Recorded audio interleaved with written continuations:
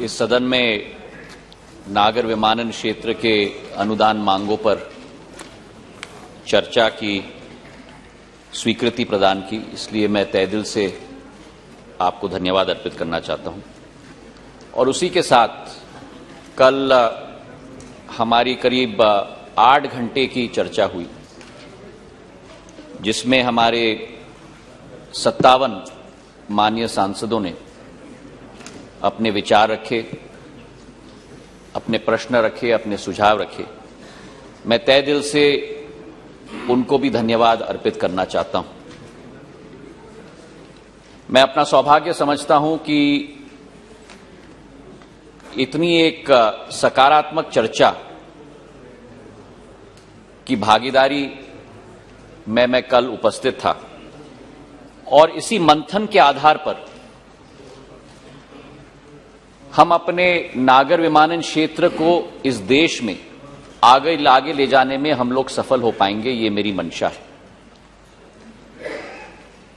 नागर विमानन क्षेत्र, अध्यक्ष महोदय, आज एक नई धारणा और एक नई महत्वपूर्णता पूरे विश्व में रखता है। इस क्षेत्र से देशों को जोड़ा जाता है, इस क्षेत्र से लोगों को जोड़ा जाता है, इस क्षेत्र से दिलों को जोड़ा जाता है। और इसलिए ये वक्त की पुकार है, जो क्षेत्रीय संपर्क की आशा अभिलाषा देश की हर वासी की, ये आज वक्त की पुकार बन चुकी है।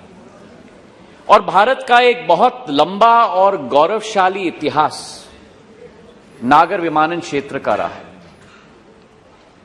बहुत अरसे से हम लोग इस क्षेत्र में वर्ल्ड लीडर्स रहे। पहली एविएशन कंपनी की हम बात करें, पहले हमारे पायलट्स की हम बात करें, पहले हमारे एंटरप्रेन्योर्स की हम बात करें, और खास करके जैसे महुआ जी ने कल कहा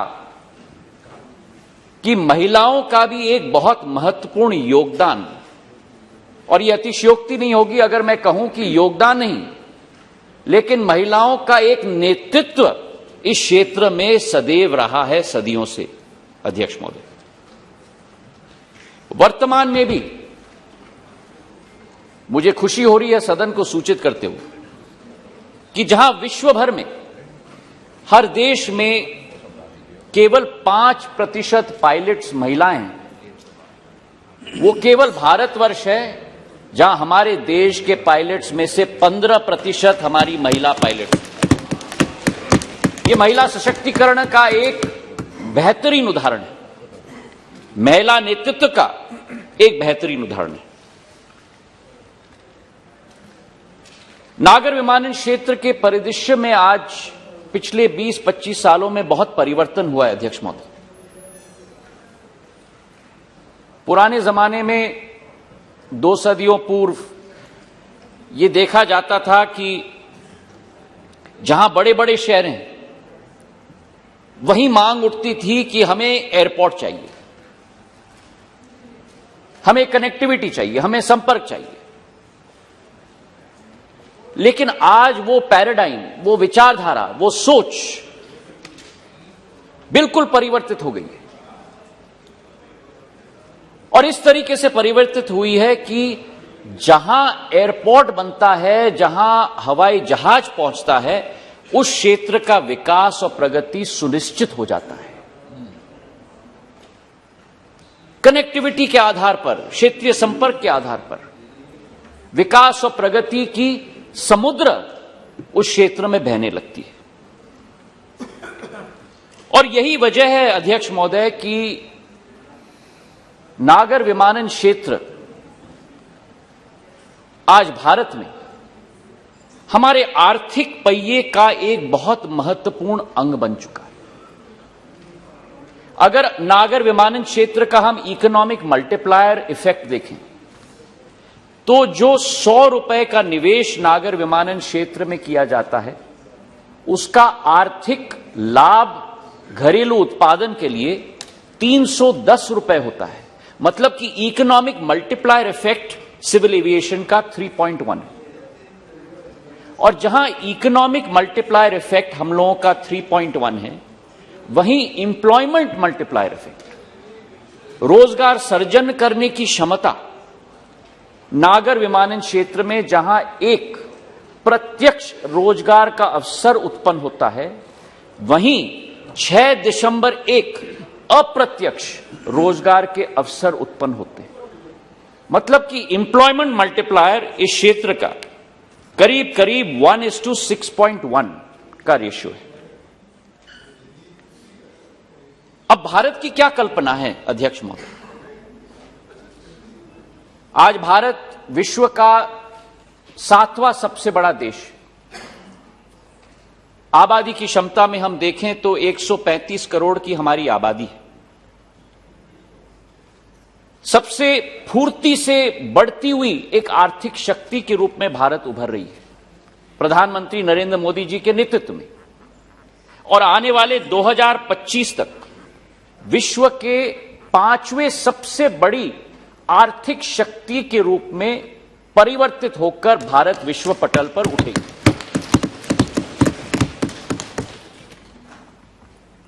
अब इस परिदृश्य में जैसे कई हमारे सांसदों ने कल कहा, India is the 3rd largest domestic aviation market in the world today.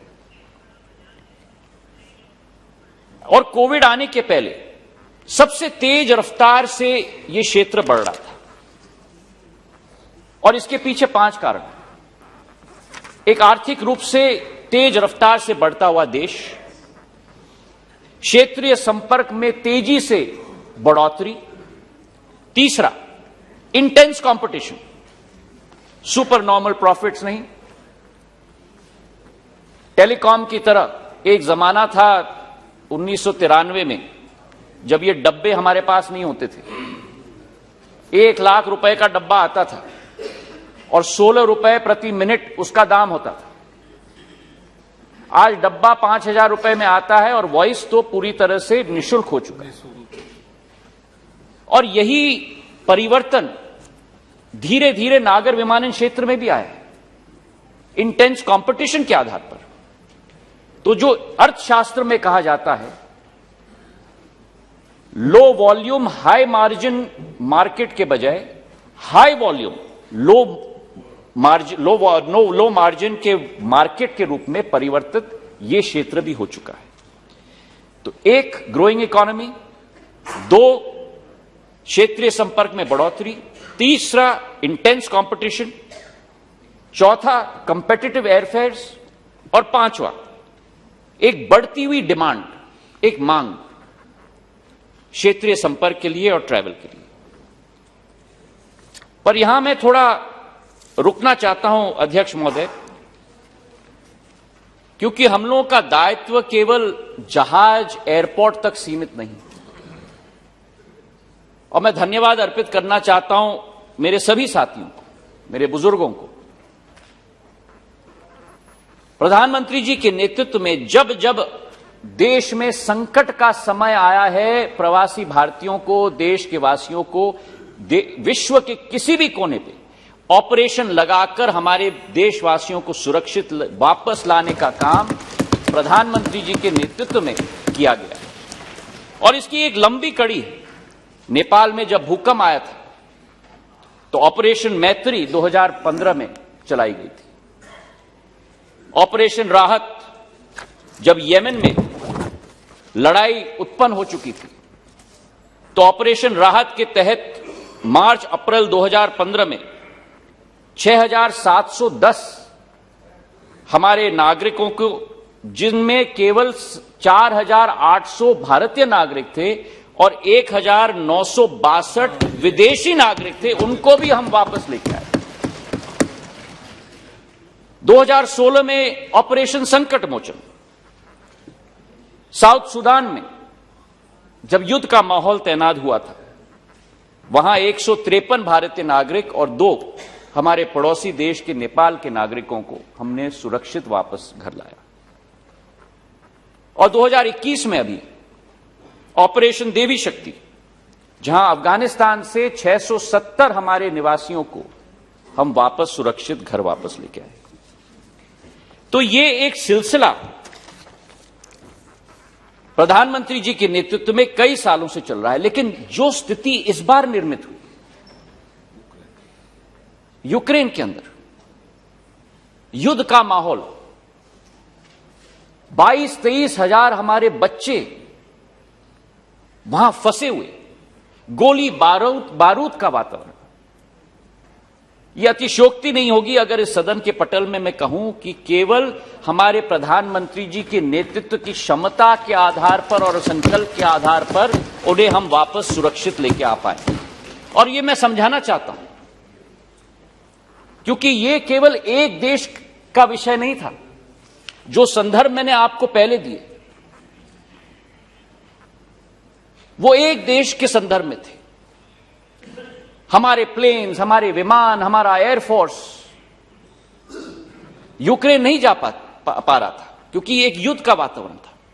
तो आसपास के 5 पड़ोसी देशों के साथ संपर्क साझा प्रधानमंत्री ji, Moldova, Romania, Slovakia, Poland, Hungary, 5 देशों के मुखियाओं के साथ, प्रधानमंत्री, राष्ट्रपतियों के साथ संपर्क साझा, उनकी सहायता मांगी।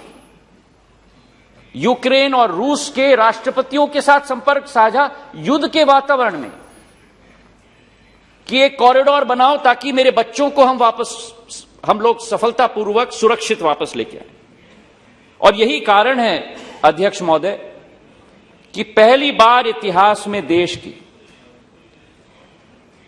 90 विमान, 90 फ्लाइट्स, एक देश नहीं 4 देशों तक पहुंचाए गए।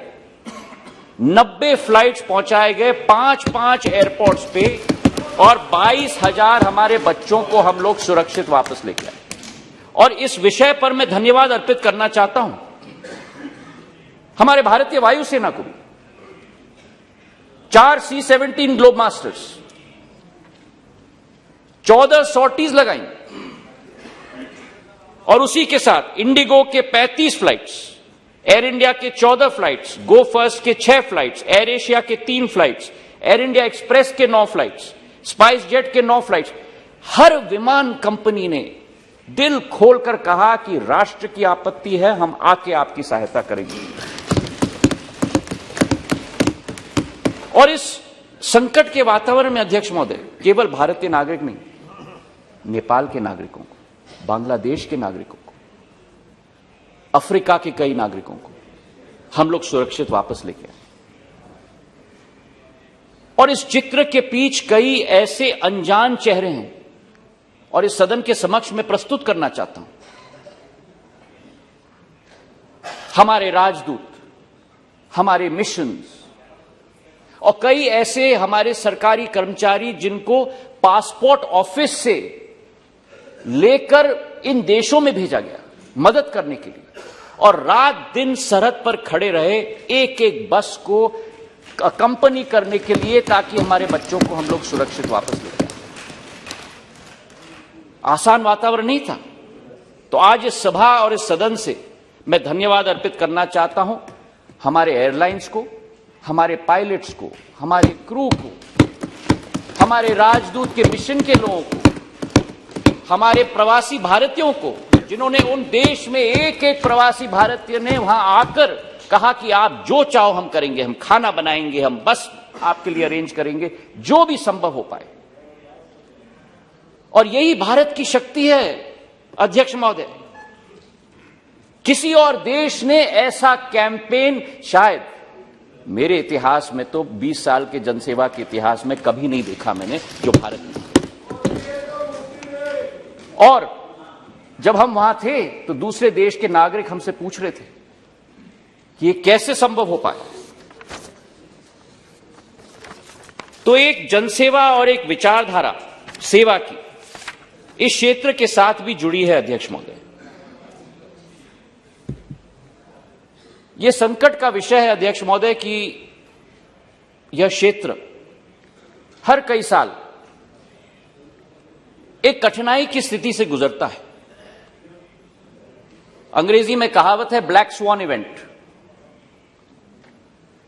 और जब 9/11 के आतंकी हमले हुए थे अमेरिका में, 6 साल यह क्षेत्र भुगता था और 6 साल कठिन परिस्थितियों में विश्व भर में यह क्षेत्र अपना रास्ता, मार्ग प्रशस्त करने की कोशिश कर रहा था। और वही स्थिति इस बार कोविड के साथ हुई। 2 साल यह क्षेत्र बड़े संकट से निकला है, केवल भारत में नहीं लेकिन विश्व भर में। $370 बिलियन के लॉसेस विश्व के एयरलाइंस भुगत रहे थे। भारत के एयरलाइन करीब करीब $3 बिलियन के लॉसेस पिछले वर्ष में। पर जैसे हमारे प्रधानमंत्री ने सदैव कहा है, चुनौती में भी अवसर ढूंढो। और वो अवसर हमने ढूंढने की कोशिश की। हम लोगों का जो ढांचा है नागर विमानन क्षेत्र का, उसमें एक पैराडाइम शिफ्ट, एक स्ट्रक्चरल चेंज लाने की हमने कोशिश की है इन 2 वर्षों में। आत्मनिर्भर भारत की सोच विचारधारा से प्रचलित करने की कोशिश की। गति शक्ति की योजना, कन्वर्जेंस, हाईवेज के बीच में, रोड्स के बीच में, पोर्ट्स के बीच में, सिविल एविएशन के बीच में, यह नई सोच विचारधारा इस चुनौतीपूर्ण वातावरण में तैनात करने की हमने कोशिश की। और इसी का फल है अध्यक्ष महोदय कि जो हमारी ग्रोथ बहुत मजबूती की ग्रोथ थी 2013-14 से 2018-19 तक, 15% का हमारा कैगर था, कंपाउंडेड एनुअल ग्रोथ रेट प्रतिवर्ष। 2013-14 में हमारे देश में करीब 6,70,00,000 यात्री थे। 2018-19 में हमने उसको डबल करके 14.5 करोड़ कर दिया। 2013-14 में हमारे देश में केवल 400 प्लेन्स होते थे। 2018-19 में वो बढ़ के 710 तक पहुंच चुके। लेकिन हमारा सफर यहां रुकना नहीं। कोविड ने बहुत बड़ा घाव किया है क्षेत्र पे अध्यक्ष महोदय। और हमारी जो पैसेंजर थ्रूपुट थी 35.5 करोड़ की कोविड के पहले 2018-19 में, कोविड के वर्ष में वो 66% गिरकर केवल 11.5 तक सीमित हो चुकी। लेकिन कहते हैं ना कि जहां एक आत्मविश्वास हो वो सेक्टर रिबाउंड करेगा, और हमारा एयरलाइन सेक्टर वैसा ही सेक्टर है अध्यक्ष महोदय। सेकेंड वेव के बाद नवंबर के माह में 3.9 लाख 3,90,000 यात्री प्रतिदिन तक हम लोग पहुंच चुके थे। और प्री कोविड यह फिगर था 4,15,000 प्रतिदिन। तो मतलब हमने मेकअप कर लिया था, करीब 5% का अंतर था। और हमें एक आत्मविश्वास, पूरे सेक्टर में एक आत्मविश्वास का वातावरण फिर तैनात हुआ। लेकिन फिर ओमिक्रॉन आया और दोबारा वो गिरावट 3,90,000 से दोबारा 1,60,000 तक हम लोग चले गए। पर आज इस सदन को रिपोर्ट करते हुए मुझे खुशी है कि पिछले 7 दिनों में हम वापस 3,82,000 प्रतिदिन तक हम लोग वापस आ चुके हैं। तो एक रिवाइवल की आशा है, और उस रिवाइवल की आशा के आधार पर हमारी भी अभिलाषा है, सेक्टर की अभिलाषा है। और हमारा अनुमान है कि 2023-24 तक जो 34.5 करोड़ यात्री 18-19 पे थे और 11.5 करोड़ तक गिर चुके कोविड के वातावरण में, 2023-24 तक 40 करोड़ यात्री तक हम इस देश में पहुंचाकर रहेंगे। मतलब 3 गुना बढ़ाकर कम से कम हम लोग रहेंगे।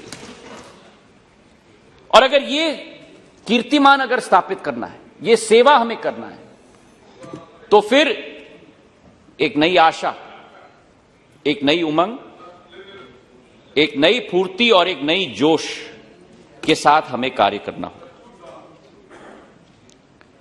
हमारी विचारधारा है कि डिमांड साइड पर 3 फैक्टर्स पर हम लोगों को अपना ध्यान आकर्षित करना होगा। Inclusion, access and affordability.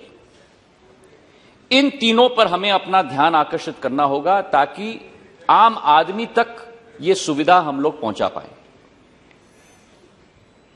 एक आंकड़ा मैं आपको देना चाहता हूं अध्यक्ष महोदय।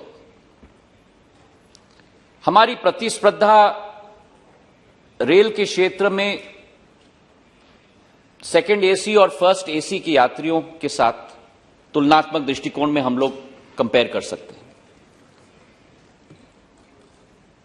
पिछले वर्ष रेलवे में 18.5 करोड़ यात्री फर्स्ट एसी और सेकंड एसी, वहीं तक मैं सीमित कर रहा हूं, यात्रियों ने सफर किया था। और नागर विमानन क्षेत्र में 14.5 करोड़ यात्रियों ने सफर किया था। लेकिन अंतर यहां आता है कि रेलवे के क्षेत्र का CAGR, compounded annual growth rate 5.6% है और नागर विमानन क्षेत्र का कैगर करीब करीब 11% है। तो आज ये सेवा, ये उपलब्धि आम जन की मांग बन चुकी है।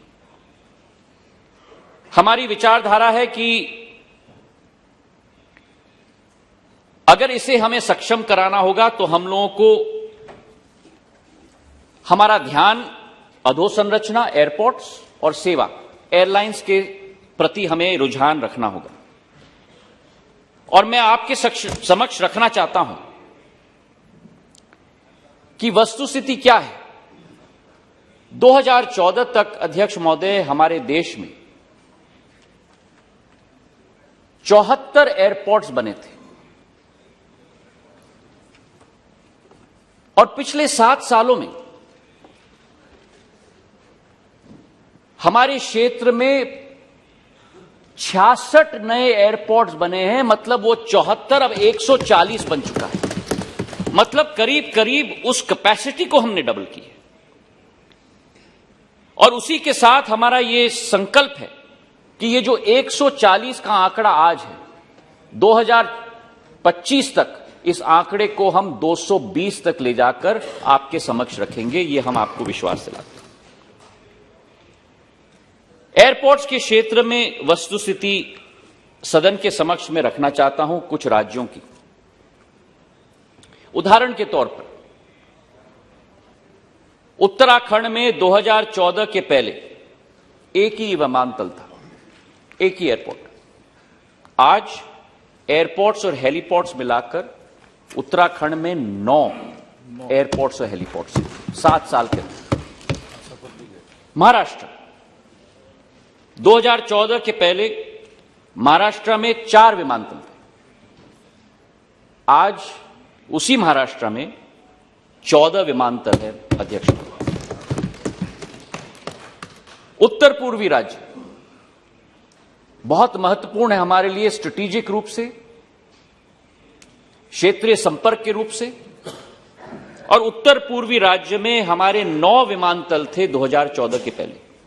आज वही उत्तर पूर्वी राज्यों को मिलाकर हमारे 15 विमानतल हैं उत्तर पूर्वी राज्यों।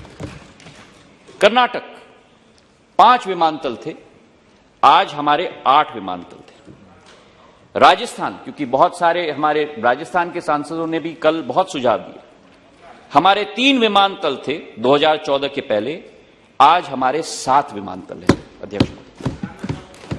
उत्तर प्रदेश, हमारे 6 विमानतल थे उत्तर प्रदेश में 2014 के पहले, आज उत्तर प्रदेश में 13 विमानतल स्थापित हो चुके हैं, जिसमें से 5 अंतर्राष्ट्रीय विमानतल स्थापित हुए।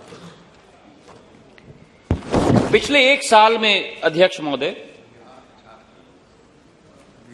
पूरे आंकड़े में आपको, बिहार में पटना भीता का मामला है, पिछले एक बनाना है। मैं आपके साथ 100% नहीं 300% सहमत हूं और अंतर्राष्ट्रीय स्तर का हमें बनाना है बिहार में। मैं उससे मैं उससे कम के लिए तैयार नहीं हूं। जहां भी आप बनाएंगे आप तय करिए जहां बनाना है, पर हम अंतर्राष्ट्रीय स्तर का बनाएंगे। पिछले एक वर्ष में अध्यक्ष महोदय 3 नए एयरपोर्ट्स हमने देश में ऑपरेशनलाइज किया है। कुरनूल एयरपोर्ट, सिंधुदुर्ग एयरपोर्ट, कोंकण का एक बहुत महत्वपूर्ण भाग है।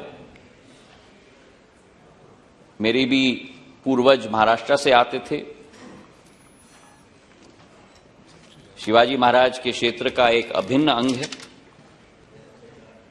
कुशीनगर का एयरपोर्ट, बौद्ध सर्किट, और ये कुशीनगर का एयरपोर्ट उत्तर प्रदेश का एयरपोर्ट नहीं रहेगा, ये भारत का एयरपोर्ट नहीं रहेगा, ये विश्व भर का एयरपोर्ट बनेगा, क्योंकि बुद्ध सर्किट के सारे श्रद्धालु कुशीनगर में आएंगे। और हमने कहा था कि कनेक्टिविटी, संपर्क भी कुशीनगर से हम लोग दिलवाएंगे। एक फ्लाइट शुरू हो गई है और जल्द से जल्द दूसरी फ्लाइट भी हम लोग कुशीनगर की शुरुआत कर रहे हैं। इसी के साथ ब्राउनफील्ड प्रोजेक्ट्स भी कई हमारे सांसदों ने, बिट्टू जी ने भी उठाया था, ब्राउनफील्ड ग्रीनफील्ड। ब्राउनफील्ड प्रोजेक्ट्स भी मतलब जो स्थानीय एयरपोर्ट्स हैं उनका विस्तारीकरण। देहरादून का नया टर्मिनल बिल्डिंग 325 करोड़ का तैयार हो चुका है, और अगरतला में एक नया टर्मिनल बिल्डिंग त्रिपुरा में 450 करोड़ रुपए का तैयार हो चुका है। और इसके पहले नए एयरपोर्ट्स हमारे दुर्गापुर, शिरडी, पाक्योंग, कन्नूर और कलबुर्गी के तैयार हो चुके थे। हमारी विचारधारा है कि 13 नए ग्रीनफील्ड एयरपोर्ट्स को हम लोग शुरुआत करें। और ग्रीनफील्ड और ब्राउनफील्ड में यह अंतर है कि ग्रीनफील्ड में आपका स्लेट बिल्कुल खाली है। जमीन अगर उपलब्ध हो तो जितने रनवेज हमें बनाना है, किस तरीके का टर्मिनल बनाना है, पर उसमें कई बार बहुत समय लग जाता है, क्योंकि जमीन अधिग्रहण करने में समय लग जाता है।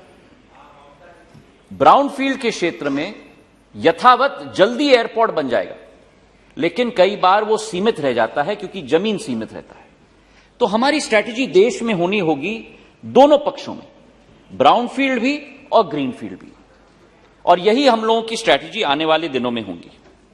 ग्रीनफील्ड में मोपा गोवा में एयरपोर्ट बन रहा है, 3000 करोड़ का, इस वर्ष तैयार हो जाएगा। नवी मुंबई का एक महत्वाकांक्षी एयरपोर्ट 20,000 करोड़ का, बीजापुर में कर्नाटक में, हसन में, शिमोगा में, धोलेरा गुजरात में, भोगापुरम, हिरासर, नोएडा इंटरनेशनल एयरपोर्ट जेवर, जो एक बहुत महत्वाकांक्षी योजना है। पहले चरण में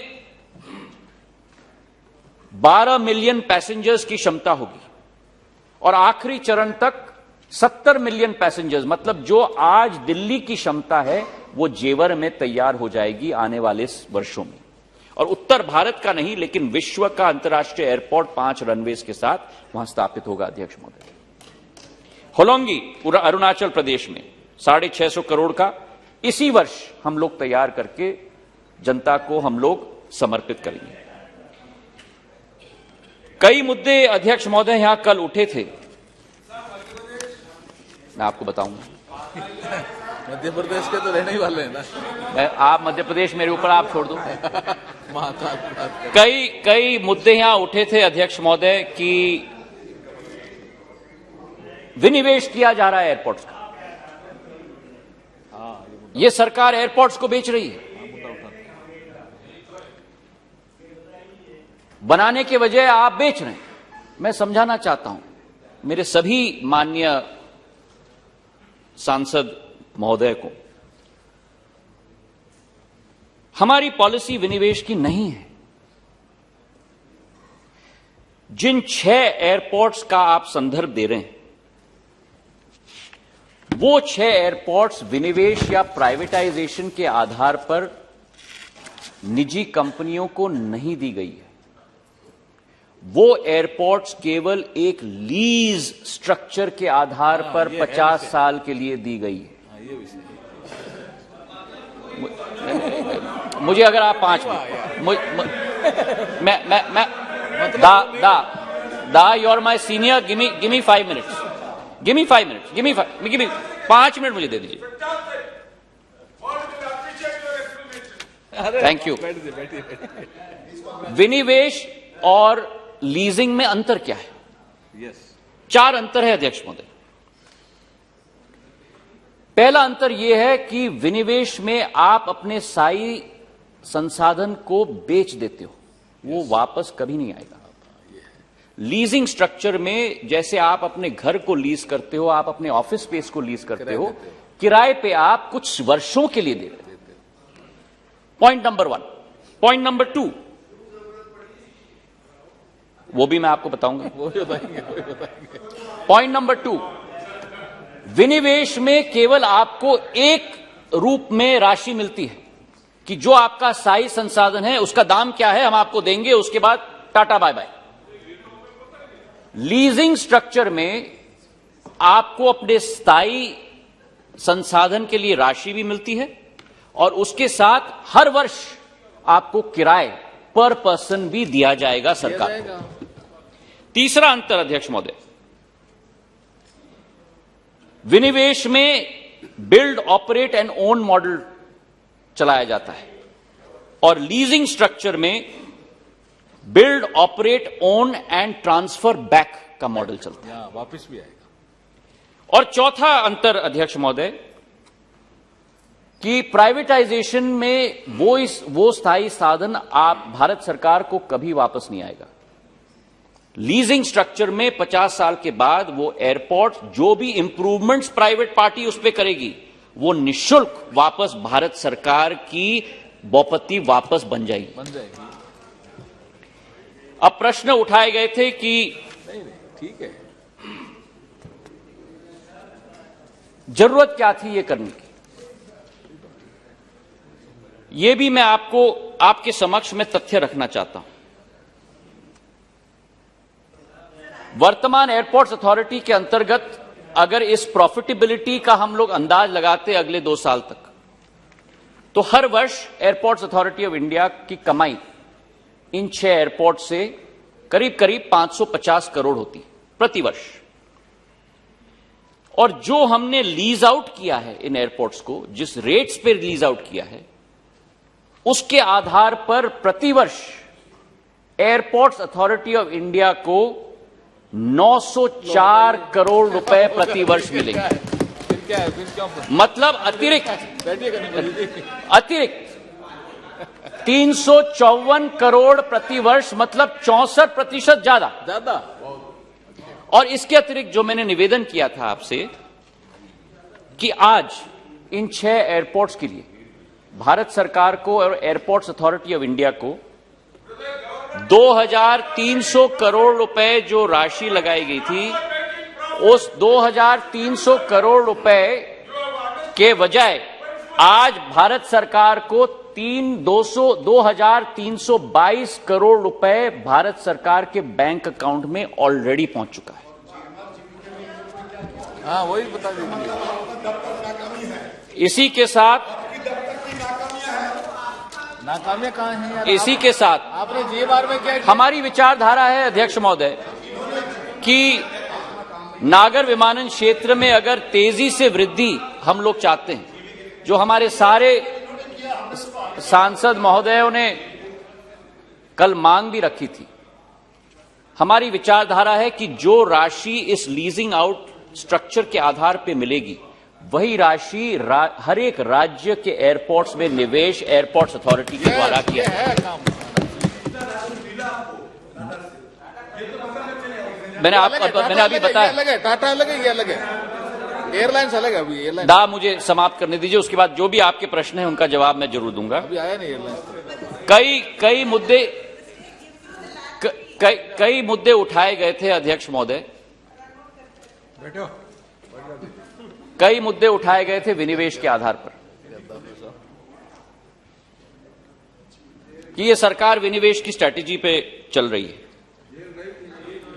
और मैं थोड़ा आश्चर्यचकित था और कुछ आंकड़े आपके समक्ष में पेश करना चाहता हूं बड़े विनम्र पूर्वक, कि जो लोग विनिवेश की स्ट्रैटेजी को अटैक कर रहे थे, जब ये विनिवेश नहीं है, ये लीज स्ट्रक्चर है, तब भी जो बाकी डिपार्टमेंट्स में जो विनिवेश चल रहा है उसके बारे में मैं चर्चा करना चाहता हूं। 91 से 93 में जो सरकार भारत में थी, उस सरकार ने 3000 करोड़ रुपए का विनिवेश का प्रोग्राम चलाया था। सुन लो। और भारत सरकार के नवरत्न, भारत सरकार के नवरत्न, देखिए अध्यक्ष महोदय, चट भी मेरी पट भी मेरी, ये तो नहीं चलने वाली। Indian oil corporation, Bharat petroleum corporation, HPCL, GAIL, क्या ये सारे नॉन स्ट्रेटेजिक हैं? हाँ, ये सुनो। 91 से 92 का ये रिकॉर्ड, 2004 से 2009 विनिवेश का रिकॉर्ड 8,500 करोड़। बताइए। NTPC, power finance corporation, Power grid corporation, REC, Hindustan petroleum, Bharat petroleum. और 2009 से 14 तो अध्यक्ष महोदय विनिवेश का रिकॉर्ड 1,05,000 करोड़ तक पहुंचा। Coal India, NMDC, Oil India, Rashtriya Chemical Fertilizers, NALCO, SAIL, ITDC, MMTC, NFL, STC, Engineers India, Indian oil Corporation, National Hydro Electric Power Corporation, Power Grid, BHEL, NHPC. मैं तो इतना ही निवेदन करना चाहता हूं अध्यक्ष महोदय, बड़े विनम्र पूर्वक, मेरे संसद के साथी शशि थरूर जी ने कहा था, और शायद ठीक कहा था, और मैं भी सहमत हूं, quote unquote, hope wisdom prevails. अध्यक्ष महोदय, हमारी विचारधारा है कि आ गया एक अग्रिम पंक्ति के आधार पर हम लोगों को देश में अधोसंरचना भी निर्मित करना होगा एयरपोर्ट्स के क्षेत्र में। और सदन के पटल पे मैं समर्पित भाव से पेश करना चाहता हूं कि 2025 तक हमने कुछ टारगेट्स निर्धारित किए, दोनों ब्राउनफील्ड और ग्रीनफील्ड दोनों पर अध्यक्ष महोदय। एयरपोर्ट्स अथॉरिटी ऑफ इंडिया के द्वारा, जो भारत सरकार की कंपनी नागर विमानन मंत्रालय के अंतर्गत आती है, ब्राउनफील्ड प्रोजेक्ट्स में 42 नए एयरपोर्ट्स हम लोग स्थापित करेंगे 25,620 करोड़ रुपए से। और ग्रीनफील्ड एयरपोर्ट्स 2025 तक 3 नए एयरपोर्ट्स, होलोंगी, हिरासर और धोलेरा, 3 नए एयरपोर्ट 3,500 करोड़ का, मतलब एयरपोर्ट्स अथॉरिटी ऑफ इंडिया अकेले 28,980 करोड़ रुपए का निवेश करेगा नागर विमानन क्षेत्र के एयरपोर्ट्स के अधीन। इसी के साथ मैं मानता हूं कि आज देश में केवल सरकार अपने आप आगे नहीं बढ़ सकता, निजी क्षेत्र को भी हमें साथ में लेना होगा। और निजी क्षेत्र से भी हमने एक प्लान बनवाया है। ग्रीनफील्ड के क्षेत्र में निजी क्षेत्र के 4 एयरपोर्ट्स बनेंगे, मोपा, नवी मुंबई, जेवर और भोगापुरम। 30,664 करोड़ रुपए का निवेश ग्रीनफील्ड के क्षेत्र में निजी क्षेत्र के द्वारा किया जाएगा। और ब्राउनफील्ड के क्षेत्र में 7 नए एयरपोर्ट्स की विस्तारीकरण की जाएगी, जिसमें दिल्ली, बेंगलोर, हैदराबाद, लखनऊ, मैंगलोर, गुवाहाटी और अहमदाबाद, कुल मिलाकर 34,000 करोड़ रुपए का निवेश ब्राउनफील्ड एयरपोर्ट्स में मिलाकर, मतलब एयरपोर्ट्स अथॉरिटी और निजी क्षेत्र को मिलाकर अध्यक्ष महोदय 1 लाख करोड़ रुपए का करीब करीब निवेश का प्रोग्राम है अगले 2-3 सालों के अंदर भारत के अंदर। हमारी विचारधारा है अध्यक्ष महोदय कि एयरलाइन और एयरपोर्ट्स के साथ सबसे महत्वपूर्ण है last mile connectivity, inter state travel और इंट्रा स्टेट ट्रैवल। और इस क्षेत्र में प्रधानमंत्री जी की सोच और विचारधारा, उनका संकल्प, अगर एक परिवर्तन पिछले 7 साल में इस नागर विमानन क्षेत्र में आया है तो असली रूप में इस नागर विमानन क्षेत्र का लोकतांत्रिकरण प्रधानमंत्री जी के द्वारा किया गया है। The democratization of civil aviation has taken place in the last 7 years. जो ये क्षेत्र कुछ चुने हुए लोगों तक सीमित होता था आवागमन की सुविधा के लिए, इसके दरवाजे खोले गए हैं उड़े देश के आम नागरिक की योजना के आधार पर। अध्यक्ष महोदय, हजारों लोगों की, लाखों लोगों की आशा और अभिलाषा है। जैसे हमारे सांसदों ने भी कल, बहुत लोगों ने कहा, वो प्लेन दिखता था कि ऊपर कोई चंद्रमा की तरफ जा रहा है। और जब मैं अभी झरसुगुड़ा में भी गया था कार्यक्रम के लिए, हमारे बुजुर्ग लोग, हमारे बच्चे जिन्होंने कभी भी प्लेन में कदम नहीं रखा था, जो उनके आंखों में एक नई उमंग दिख रही थी, यही उड़ान का नतीजा है अध्यक्ष महोदय, जो आम नागरिक तक पहुंचाने का काम इस क्षेत्र से किया गया है। हमने पिछले 4-5 सालों में 409 रूट्स को प्रचलित किए हैं, 66 नए एयरपोर्ट्स को ऑपरेशनलाइज किया है, जिसमें 8 हेलीपोर्ट्स हैं और 2 वाटरड्रोम्स हैं, और 1,70,000 फ्लाइट्स उड़ान के जरिए पिछले 5 साल में इस देश में संभव हो पाए। करीब करीब 91 लाख लोग उड़ान के आधार पर एक नई आशा और उमंग से अपना जीवन आगे ज्ञापन कर रहे हैं। और जो ग्रोथ भी है अध्यक्ष महोदय, नॉन मेट्रो एयरपोर्ट्स में उड़ान से 5% ग्रोथ संभव हो पाया है, और 11 नए एयरलाइंस केवल उड़ान के आधार पर, जिसमें 3 स्टार्टअप्स हैं, वो उड़ान के आधार पर संभव हो पाए। हमारी योजना में 4,500 करोड़ का निवेश की विचारधारा है 124 एयरपोर्ट्स में, जिसमें करीब करीब 2,500 करोड़ रुपए खर्च हो चुके हैं। और हमारा टारगेट है कि 2024 तक 100 नए एयरपोर्ट्स को हम लोग उड़ान योजना के तहत स्थापित करेंगे, जिसमें से 66 आज स्थापित हो चुके हैं। कल बजट के चर्चा में उड़ान योजना पर मेरे कई सहभागियों ने, मेरे सांसदों ने बजट के आवंटन पर बहुत सारे प्रश्न किए। मैं आपके समक्ष आंकड़े रखना चाहता हूं अध्यक्ष महोदय। 2020-21 की बी में बजट का आवंटन उड़ान योजना के लिए 485 करोड़ था, जिससे बजट एस्टिमेट 21-22 में 600 करोड़ तक बढ़ाया गया। इस 600 करोड़ में बहुत बड़ा भाग है अधोसंरचना के लिए, निवेश के लिए 470 करोड़ रुपए निवेश का भाग है। और जब हमने वित्त मंत्रालय को दिखाया कि हमारी क्षमता ज्यादा है खर्च करने के लिए, तो रिवाइज एस्टिमेट में वो 600 करोड़ को बढ़ाकर उन्होंने 994 करोड़ किया, मतलब 66% वृद्धि की। अब कल आपत्ति लगी थी कि केवल 600 करोड़ का इस साल का आवंटन किया गया, पर मैं आपसे हाथ जोड़ के निवेदन करना चाहता हूं कि यह केवल बजट एस्टिमेट है। मैं आपको विश्वास दिलाता हूं कि हमारी खर्च करने की क्षमता के आधार पर वित्त मंत्रालय ने हमें आश्वासन दिया है कि कोई भी फंड्स की कमी नहीं रखी जाएगी, जितना भी खर्च होगा वो उड़ान योजना के लिए दिया जाएगा। उड़ान योजना के साथ जुड़ी हुई कई मार्मिक कहानियां हैं अध्यक्ष महोदय। 1-2 का विवरण मैं करना चाहता हूं। दरभंगा हमारा एक बहुत ऐतिहासिक शहर है, मैथिली संस्कृति के साथ जुड़ा हुआ है, और यहां की हवाई पट्टी जो है अध्यक्ष महोदय, वो आजादी के पूर्व बनाई गई थी, और एक प्राइवेट एयरलाइन दरभंगा एविएशन वहां फ्लाइट संचालित करती थी 1950 और 62 के बीच में।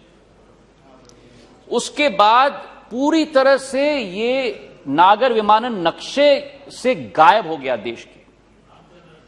ये केवल प्रधानमंत्री जी का संकल्प था कि 9 नवंबर 2020 को पहला प्लेन दिल्ली से दरभंगा में लैंड हुआ, और आज वही दरभंगा बिहार के उत्तर भाग के 14 जिलों को जोड़ता है, और दिल्ली, मुंबई, बेंगलोर और हैदराबाद और कोलकाता के साथ आज दरभंगा जुड़ चुका है।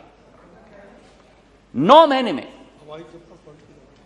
महीने में अप्रैल से दिसंबर तक फरवरी तक 9-10 महीनों में अध्यक्ष महोदय, जब कोविड का प्रकोप था, इस दरभंगा से 6.25 लाख लोगों ने सफल यात्रा कायम की। ये क्षमता है उड़ान की। जो लोग आलोचना कर रहे थे उड़ान की, कोविड के वातावरण में भी बहुत मेहनत मशक्कत के आधार पर लोगों के आशाओं और अभिलाषाओं पर उतरने की हमने कोशिश की। यही कहानी झरसुगुड़ा की है, उड़ीसा की।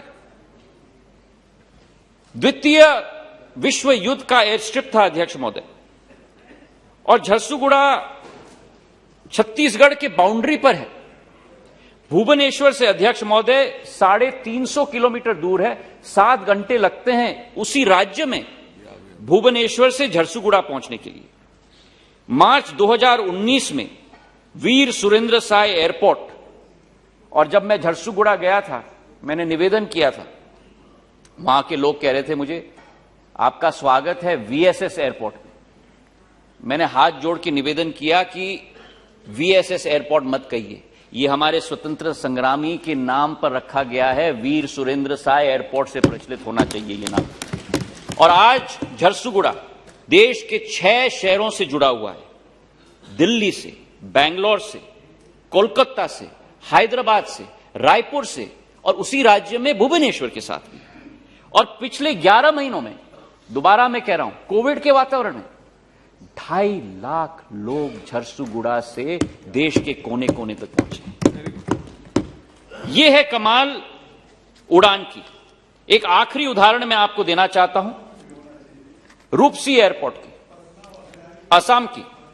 8 मई 2021 को गुवाहाटी और कोलकाता से रूपसी को जोड़ा गया था, और यह गेटवे है केवल असम के जिलों के लिए नहीं, केवल कोकराझार, धुबरी, बोनगांव, गोपालपुरा, गोलपरा जिलों के लिए नहीं, लेकिन आसपास के बंगाल के राज्य, बंगाल के साथ साथ मेघालय और कुछ भूटान के क्षेत्रों के साथ भी जुड़ा रखता है। यह 7वां ऑपरेशनल एयरपोर्ट है असम में और 14वां नॉर्थ ईस्ट में। और रूपसी से अकेले, उस रूपसी से 25,000 लोग 11 महीनों में देश के कोने कोने से घूमे। यही कहानी किशनगढ़ की है, अजमेर की, जहां करीब 1.5 लाख लोग की आवागमन हो चुकी है। और यही कहानी पासीघाट की है। पहला एयरपोर्ट अरुणाचल में, हमारे लिए स्ट्रेटेजिक राज्य है, पहला एयरपोर्ट उस राज्य में। और उड़ान की योजना केवल हवाई जहाज तक सीमित नहीं है, उड़ान की योजना हम हेलीकॉप्टर तक भी ले गए, क्योंकि हमारे जो पहाड़ी प्रदेश है वहां आवागमन की सुविधा में बहुत कठिनाई है। और मैं खुशी है, मैं संसद को के समक्ष रख रहा हूं कि हिमाचल प्रदेश में उड़ान योजना के तहत चंडीगढ़ एयरपोर्ट से शिमला, कुल्लू, मंडी, धर्मशाला और रामपुर के हेलीपोर्ट्स के लिए आवागमन की सुविधा शुरू हो चुकी है। और वैसे ही उत्तराखंड में देहरादून से हल्द्वानी, पंतनगर, पिथौरागढ़, टेहरी, श्रीनगर और गौचर, इन 6 शहरों के लिए भी आवागमन की सुविधा उत्पन्न हो चुकी है। इसी के साथ अध्यक्ष महोदय, उड़ान की एक और पहलू है, वो पहलू है कृषि उड़ान की। कृषि उड़ान में हम लोगों का मकसद है जो हमारी पेरिशेबल फूड कमोडिटीज हैं उनको देश में और विदेश में हम लोग पहुंचाएं। जी मैं करता हूं। 25 एयरपोर्ट्स के साथ हमने जुड़वाया है नॉर्थ ईस्टर्न में और 28 एयरपोर्ट्स देश में, और 7 फोकस रूट्स हमने निर्धारित किए हैं।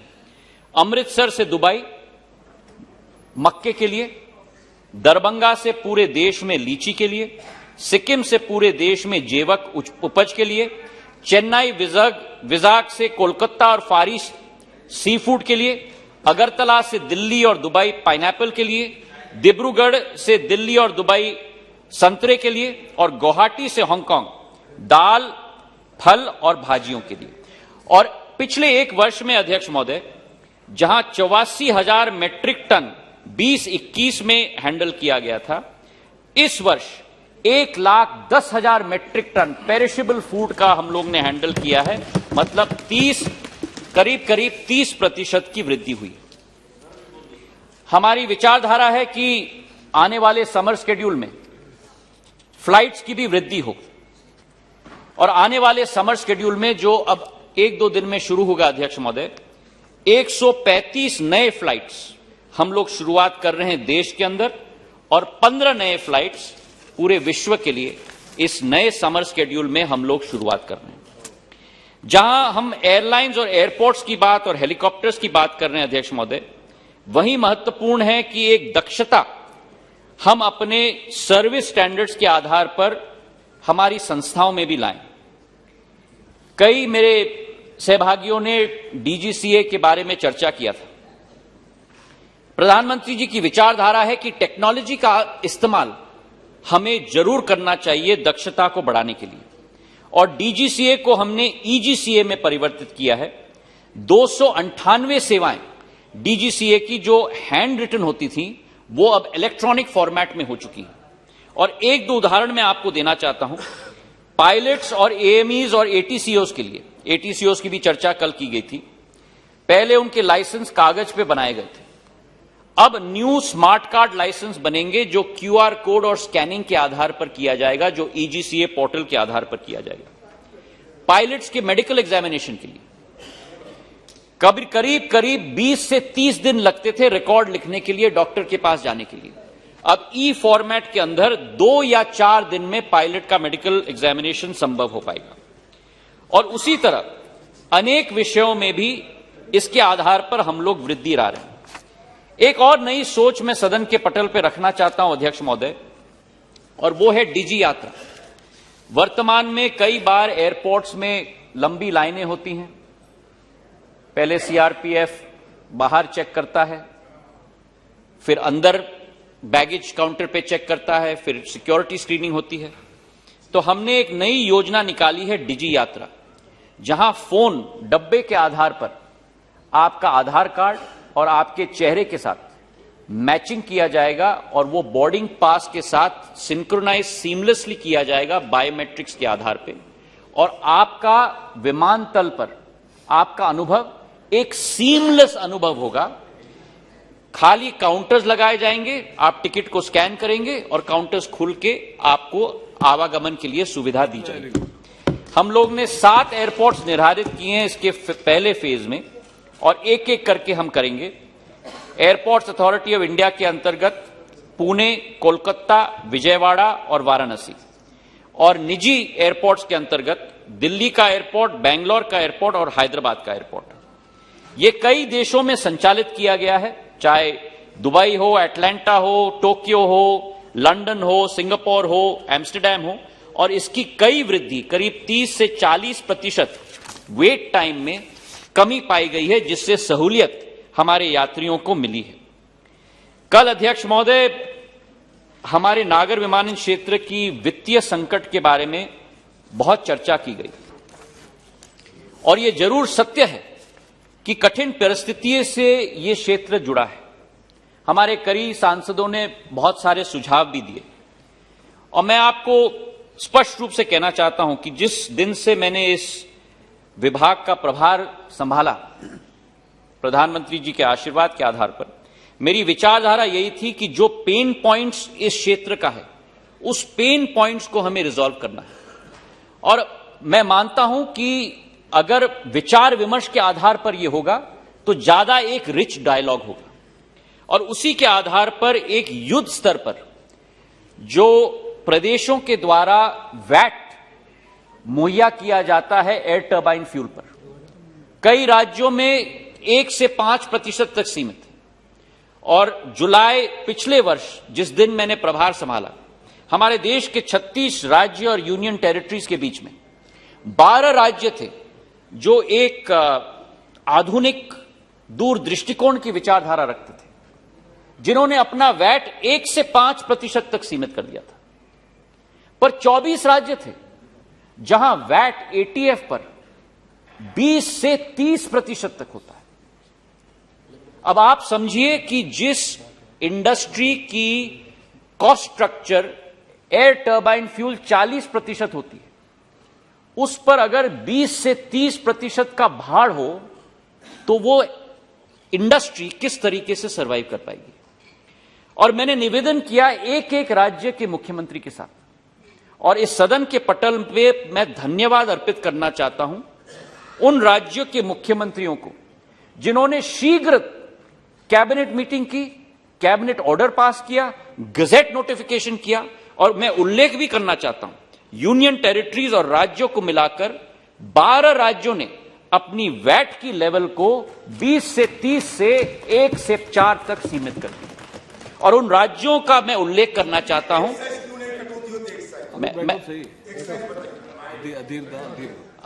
अध्यक्ष महोदय, कई अनुभवों में यही विचारधारा होती है कि अच्छा भी है तो विरोध करो और बुरा भी है तो विरोध करो, और हम तैयार हैं उसे छाती पे लेने के लिए। अंडमान और निकोबार यूनियन टेरिटरी 10% वैट लगता था, वहां के संचालक ने 1% तक सीमित कर दिया। त्रिपुरा राज्य 15% वैट लगता था, त्रिपुरा ने 1% तक सीमित कर दिया। हरियाणा 20% वैट लगता था, 1% तक सीमित किया। उत्तर प्रदेश 21% वैट लगता था, आज 1%। लद्दाख 26% वैट लगता था अध्यक्ष महोदय, आज 1%। जम्मू कश्मीर 26% वैट लगता था अध्यक्ष महोदय, आज 1%। उत्तराखंड 20% वैट लगता था, आज 2%। हिमाचल प्रदेश 25% वैट लगता था, आज 2%। मध्य प्रदेश 25% वैट लगता था, आज 4%। गुजरात 30% वैट लगता था अध्यक्ष महोदय, आज 4%। और कर्नाटक, जहां बेंगलोर एयरपोर्ट स्थापित है, सबसे बड़ा मेट्रो एयरपोर्ट स्थापित है, वहां 28% वैट लगता था, आज केवल 18%। इन 12 राज्यों के मुख्यमंत्री और संचालकों को तहे दिल से मैं धन्यवाद अर्पित करना चाहता हूं अध्यक्ष महोदय। और इसका लाभ भी मैं समझा दूं, क्योंकि कोई भी कदम अगर कोई उठाए तो उसका लाभ भी मिलना चाहिए। आंध्र प्रदेश और केरला के जो मुख्यमंत्री थे, जो उन्होंने 10-12 साल पहले इस वैट को घटाकर रखा था, 3 महीने के अंदर आंध्र प्रदेश और केरल राज्य में 15% फ्लाइट कनेक्टिविटी बढ़ गई।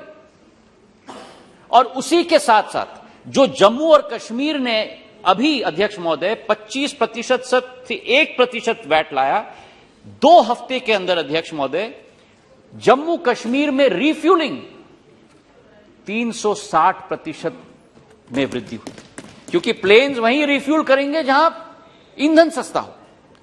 और यही मैं समझाना चाहता हूं और निवेदन करना चाहता हूं, खास करके तमिलनाडु और पश्चिम बंगाल के राज्य को, जहां वैट 25 और 29% है। कृपा करके आप इस योजना में जुड़े, ताकि आपके राज्य में भी हम लोग ज्यादा एयरपोर्ट्स और आवागमन की सुविधा हम लोग बढ़ा पाएं। और सांसदों से मैं निवेदन करूंगा कि जो 12 राज्य बचे हैं, जो 12 और 24 का रेशियो था, वो अब 24 और 12 हो गया। तो जो 12 राज्य बचे हैं, मेरी मदद करिए ताकि आपके राज्य में भी हम लोग आवागमन की सुविधा हम लोग बढ़ा पाए। वैट के साथ साथ अध्यक्ष महोदय, हमारी विचारधारा है कि सिविल एविएशन केवल एयरपोर्ट्स और प्लेन्स तक सीमित नहीं है, हमें एक पूरा इकोसिस्टम निर्धारित करना होगा। और सिविल एविएशन के इकोसिस्टम में कार्गो महत्वपूर्ण है, एमआरओ महत्वपूर्ण है, एफटीओ महत्वपूर्ण है, फ्लाइंग ट्रेनिंग ऑर्गेनाइजेशंस, जिसका कई बार संदर्भ कल के चर्चा में उल्लेख हुआ था। संक्षिप्त में मैं कहना चाहता हूं अध्यक्ष महोदय कि कार्गो के क्षेत्र में हमारी क्षमताएं बहुत हैं, लेकिन भारत में उन क्षमताओं को हमें खोलना होगा। और पिछले 1 वर्ष में मैं सदन के पटल पर रखते हुए मुझे खुशी है कि जो भारतीय कंपनियों का मार्केट शेयर इंटरनेशनल फ्रेट का केवल 2% तक सीमित था, इस कोविड के वातावरण में आज 19% हो गया है। और कार्गो का रेवेन्यू जो केवल 1500 करोड़ था, आज 2300 करोड़ रुपए हो चुका है। और 150 नए प्लेन्स जो पैसेंजर थे, वे भी कार्गो तक परिवर्तित हो चुके हैं। सरकार की क्या भूमिका है? हमारी भूमिका है कि कार्गो टर्मिनल्स हम लोग बनाएं। कल हेमा मालिनी जी ने भी निवेदन किया कि एयर फ्रेट स्टेशंस की भी विकसित हमें करना होगा। और मैं सदन को सूचित करना चाहता हूं कि भारत सरकार की जो कंपनी है एयर क्लास, उसके आधार पर जो वर्तमान में हमारे 21 इंटरनेशनल कार्गो टर्मिनल्स हैं, 33 डोमेस्टिक कार्गो टर्मिनल्स हैं, 2 कुरियर के कार्गो टर्मिनल्स हैं और पिछले 2 वर्षों में कोविड के वातावरण में 16 अतिरिक्त पैसेंजर टर्मिनल्स विकसित किए हमने कार्गो के लिए। और आने वाले 3 साल में 33 नए कार्गो डोमेस्टिक टर्मिनल्स हम बनाने जा रहे हैं ताकि इस क्षेत्र को भी हम लोग विकसित कर पाए। कार्गो के साथ साथ फ्लाइंग ट्रेनिंग ऑर्गेनाइजेशंस में भी हमें एक नई ऊर्जा लानी होगी। वर्तमान में अध्यक्ष महोदय हमारे 34 एफटीओज हैं देश में, 229 एयरक्राफ्ट हैं फ्लाइंग ट्रेनिंग के लिए। और पिछले 1 वर्ष में मैं आपको बताना चाहता हूं अध्यक्ष महोदय, कोविड कार्यकाल में भी हमारे करीब 862 नए कमर्शियल पायलट्स लाइसेंस इश्यू किए गए हैं, जिसमें से 504 भारतीय एफटीओज के द्वारा किए गए हैं, जो अपने आप में एक रिकॉर्ड रहा है। आने वाले 1 वर्ष के अंदर 9 नए एफटीओ स्थापित होने जा रहे हैं, बेलगावी में, जलगांव में, कलबुर्गी में, खजुराहो में और लीलाबारी आसाम में। और दूसरा फेज टेंडर प्रोसेस का हमने शुरुआत किया है 15 नए एफटीओ 10 नए एयरपोर्ट में, जिसमें कूच बिहार, तेजू, झरसुगुड़ा, देवघर, मीरठ, किशनगढ़, हुबली, कडप्पा, भावनगर और सालम, इन सभी को हम लोग एक नया एफटीओ भी देने के लिए हम लोग प्रयासरत हैं। हमारी विचारधारा है कि नई तकनीक के आधार पर नई टेक्नोलॉजी भी हम लोग लेके आए और प्रधानमंत्री की विचारधारा है कि ऐसे क्षेत्रों में अपना ध्यान हमें आकर्षित करना होगा जहां भारत एक फॉलोअर न हो लेकिन एक ग्लोबल लीडर हो। और ड्रोन क्षेत्र, जिसका संदर्भ कल गडकरी साहब दे रहे थे अपने उद्बोधन में, एक ऐसा ही क्षेत्र है जहां भारत एक नया कीर्तिमान स्थापित कर सकता है। हमने 1 वर्ष के अंदर नए रूल स्थापित किए, एक नया पीएलआई स्कीम हम लेके आए हैं 120 करोड़ का, एक नया एयर स्पेस मैप हम लेके आए हैं। और हमारा विश्वास है कि अनेक मंत्रालयों के साथ मिलकर इस ड्रोन को पूरे देश के कोने कोने और गांव गांव तक हम लोग प्रचलित करें। ये ड्रोन टेक्नोलॉजी की क्षमता है कि करीब 10,000 डायरेक्ट जॉब मैन्युफैक्चरिंग में और करीब 5 लाख रोजगार के अवसर ड्रोन सर्विस इंडस्ट्री में हम लोग अर्पित कर पाएंगे। इसी विचारधारा के साथ इस ड्रोन टेक्नोलॉजी को हम लोग आगे ले जा रहे हैं। हमारी विचारधारा है अध्यक्ष महोदय कि नागर विमानन क्षेत्र एक बहुत महत्वपूर्ण क्षेत्र जरूर है, अंग है भारत की अर्थव्यवस्था का। और मुझे विश्वास है कि जो विवरण मैंने देने की कोशिश की है उससे इस क्षेत्र की महत्वपूर्णता, इस क्षेत्र की कंट्रीब्यूशन भारत के प्रति, इसका उल्लेख करने की जो मैंने कोशिश की है, उससे जो विचारधारा थी कि मंत्रालय क्या करता है, ये शायद जितनी भी कठिनाइयां हो या मस्तिष्क में गलतफहमियां हो, वो गलतफहमियां मुझे विश्वास है कि इस चर्चा के आधार पर अब दोबारा उभरेंगी नहीं। हमारा कर्तव्य है कि प्रधान सेवक के नेतृत्व में जन सेवक के रूप में हम लोग कार्य करें और वही एक विचारधारा इस नागर विमानन क्षेत्र में हम लोग रख रहे हैं। मैं कुछ प्रश्नों का जवाब देना चाहता हूं अध्यक्ष महोदय, अगर आपकी अनुमति हो, जो सांसदों ने उठाया था। और या तो पहला प्रश्न था शर्मिष्ठा सेठी जी का, बाकी का मैं जवाब के आधार पर जरूर भेजूंगा कि डीजीसीए और बीकैस के बजट में कटौती की गई है। मैं उनको निवेदन करना चाहता हूं कि बजट एस्टिमेट के आधार पर रेवेन्यू के हेड पर डीजीसीए का 16% वृद्धि इस साल के बजट में किया गया है, 180 करोड़ से 208 करोड़, और बीकैस का 44 करोड़ से करीब 70 करोड़ 55% बढ़ोतरी की गई है। कई लोगों ने मुद्दा उठाया था शॉर्टेज ऑफ एटीसीओज। रवनीत जी ने उठाया था, महुआ जी ने उठाया था, रूडी साहब ने उठाया था, श्रीकंदन जी ने उठाया था, हनुमान बेनीवाल जी ने उठाया था, अधीर दा ने उठाया था। और मैं निवेदन करना चाहता हूं कि जो वृद्धि हुई है इस क्षेत्र में, 67 नए एयरपोर्ट्स बने हैं पिछले साल, उसके आधार पर जो सैंक्शन पोस्ट हैं 3,871, वर्तमान में 3,163 पोस्ट भरे हुए हैं, 708 पोस्ट खाली हैं। सदन के पटल पे मैं विश्वास दिलाना चाहता हूं कि 350 पोस्ट करीब करीब अगले 6 से 10 महीनों के अंदर भरे जाएंगे और इसी के साथ साथ जो 361 पोस्ट हैं वो अगले 3 महीने के अंदर भरे जाएंगे। और इसके अतिरिक्त हमने एक प्रस्ताव मूव किया है कि 340 अतिरिक्त एटीसीओज का सैंक्शन वित्त मंत्रालय से हमें मिले ताकि इसका संचालन अच्छे से हम लोग कर पाएं। अनेक एयरपोर्ट्स की चर्चा की गई थी। बिट्टू साहब ने कहा था कि, और अमर सिंह जी ने, कि हलवारा एयरपोर्ट जल्द से जल्द शुरू होना चाहिए। ये एक जॉइंट वेंचर है एयरपोर्ट्स अथॉरिटी ऑफ इंडिया और पंजाब सरकार के बीच में 5149, और मैं आपको विश्वास दिलाता हूं कि मार्च 2023 तक ये एयरपोर्ट तैयार होकर आपको समर्पित और जनता को समर्पित किया जाएगा। इसी के साथ बिट्टू जी ने कहा था कि एक विमानतल पर लोकल संस्कृति कला का एक प्रस्तुतिकरण होना चाहिए। यही हमने अगरतला, देहरादून और कुशीनगर के एयरपोर्ट में दिखाया है। हम नहीं चाहते कि हमारे एयरपोर्ट्स विदेश के एयरपोर्ट्स के साथ बने। भारत के एयरपोर्ट्स हैं तो भारतीय संस्कृति, भारतीय पद्धति, भारतीय इतिहास का संचालन, क्षेत्रीय इतिहास का संचालन वहां होना चाहिए, और ये नियम मैंने बना दिया था पहले ही दिन पे, अध्यक्ष महोदय।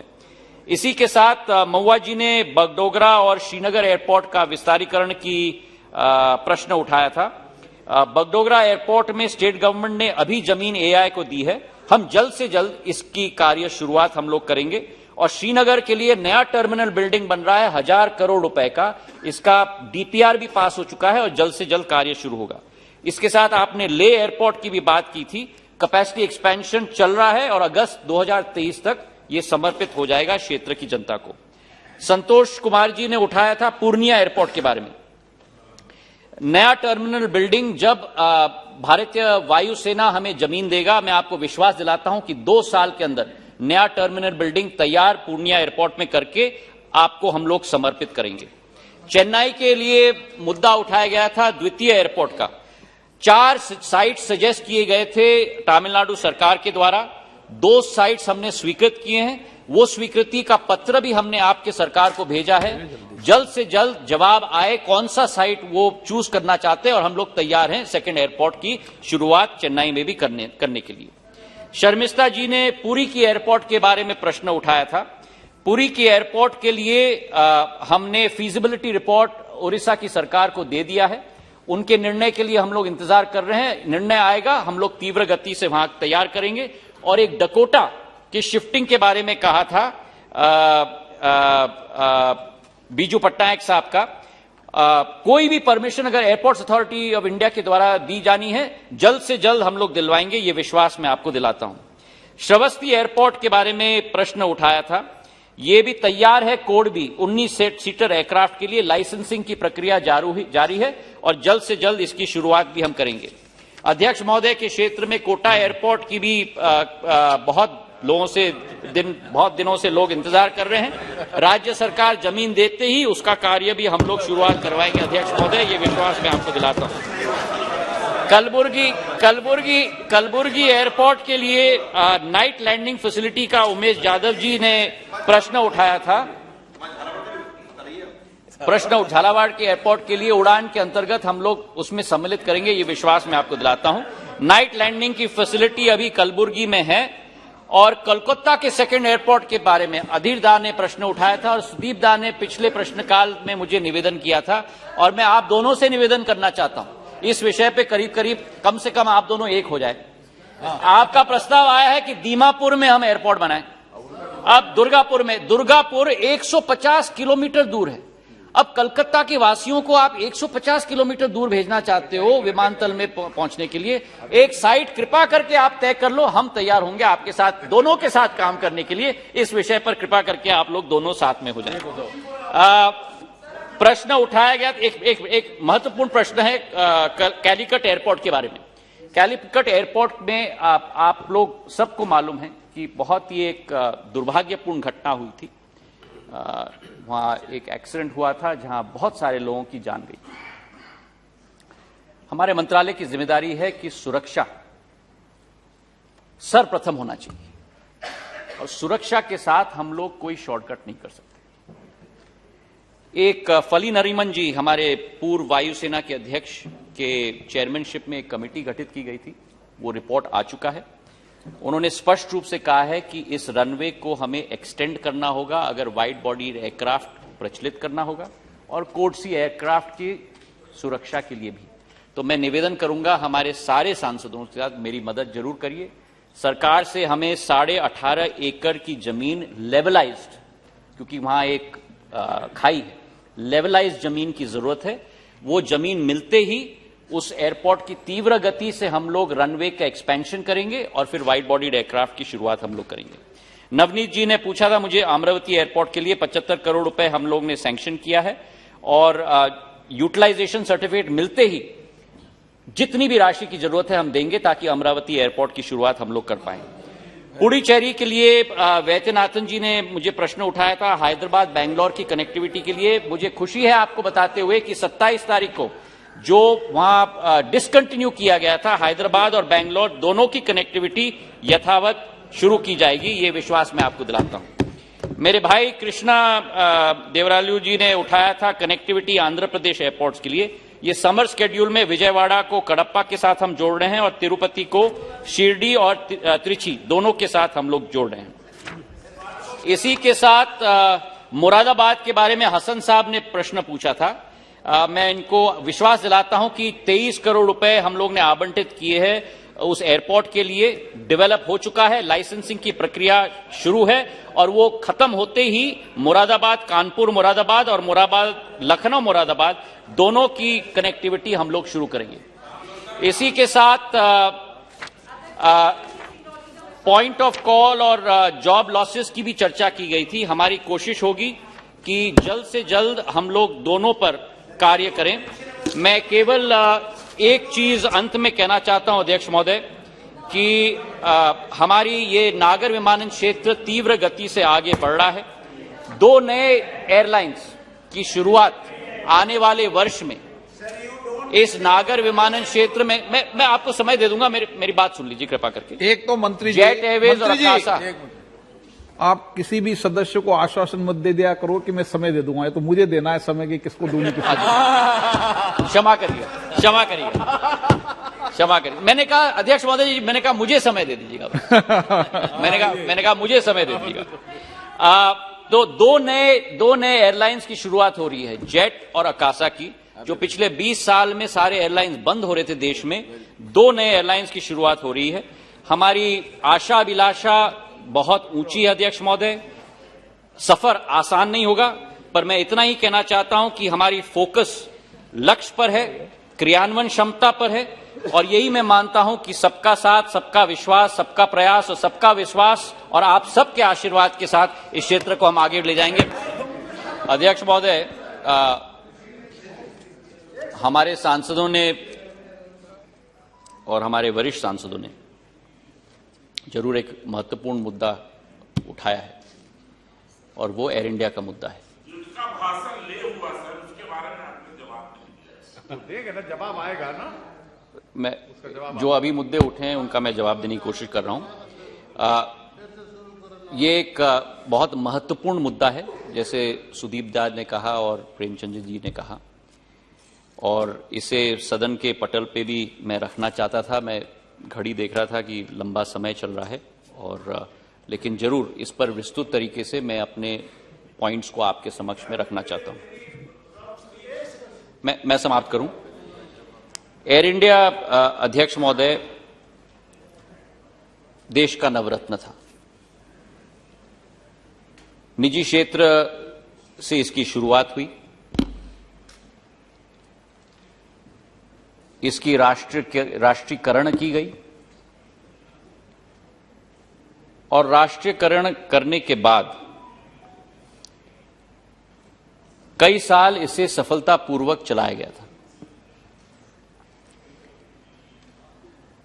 जो आज एयर इंडिया की स्थिति हुई है, जो सुदीप दा ने वर्णन किया और प्रेमचंद जी ने बड़े विस्तृत तरीके से अपने चर्चा में और कट मोशंस में चिंता भी जताई है।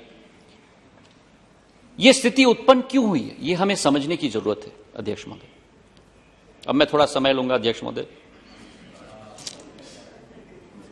2005-6 में जिस एयर इंडिया की कैपेबिलिटी केवल 14 करोड़ की मुनाफे की थी, उस एयर इंडिया के द्वारा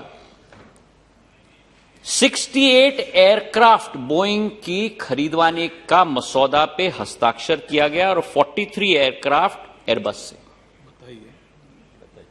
जिस कंपनी की क्षमता 15 करोड़ रुपए मुनाफे की हो, उस कंपनी के द्वारा एयर इंडिया और एयर इंडिया एक्सप्रेस के द्वारा 111 एयरक्राफ्ट खरीदे जा रहे हैं।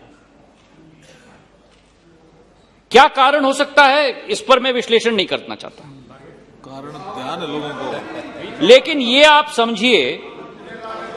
समझिए कि 2005 के पहले 2005 के पहले 2005 के पहले, अब सुनने की क्षमता रखिए गौरव जी। हाँ, थोड़ा मैं 8 घंटे कल सुन रहा था, कृपा करके सुनने की क्षमता रखिए। 2005 के पहले जो, देखिए अध्यक्ष महोदय, जो एयर इंडिया 15 करोड़ की प्रॉफिट बनाती है और जो इंडियन एयरलाइंस 50 करोड़ की प्रॉफिट बनाती है,